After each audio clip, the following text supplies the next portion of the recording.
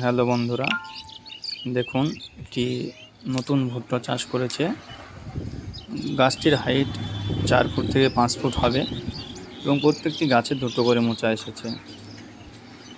আপনারা দেখতে পাচ্ছেন মোচা এসেছে একবারে গোড়াতে।